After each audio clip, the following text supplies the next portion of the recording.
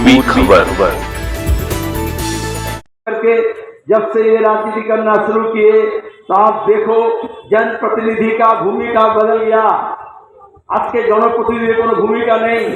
আমলাতন্ত্র, police officer, সরকারি officer তারা হচ্ছে অনেক বেশি জোরদার হয়ে গেছে। এই যে এসআইআর কেন আমরা বিফল হলাম? কারণ যে কোনো সমস্যার সমাধান করতে হলে জনপ্রতিনিধিদের ভূমিকা থাকে।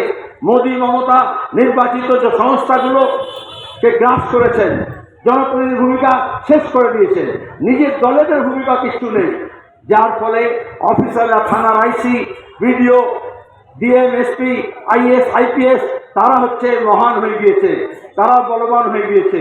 এই জন্য ভোটের আগে দেখবেন গড়ে সব পুলিশ অফিসার আর সিভিল অফিসারদেরকে পাল্টাতে হচ্ছে, কারণ তারা সব রাজনৈতিক দলদাস হয়ে গিয়েছে। তার মানে এই নয় যে বিজেপি আলাদা। তারা মনে করে তৃণমূল মনে করে তৃণমূলের দলদাস হোক, বিজেপি মনে করে বিজেপির দলদাস হোক। এই জন্য অভয়া কাণ্ড থেকে নারদা সারদা চিট ফান্ডে আপনারা দেখেছেন ইডি সিবিআই কোনো তদন্ত করে হিলে করতে পারেনি।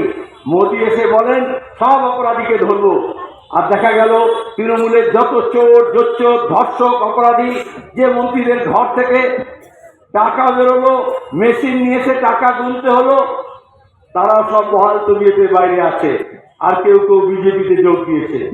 নতুন করে বিজেপি কি আছে?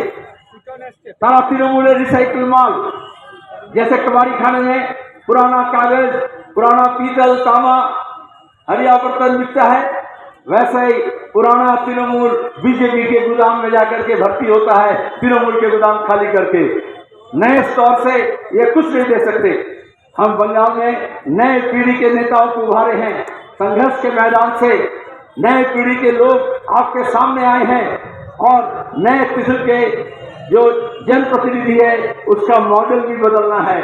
जैसा मोबाइल का मॉडल बदल गया, जैसे गाड़ी का मॉडल बदल गया, उसी तरह से एमएलए एमपी का भी मॉडल को बदलना है।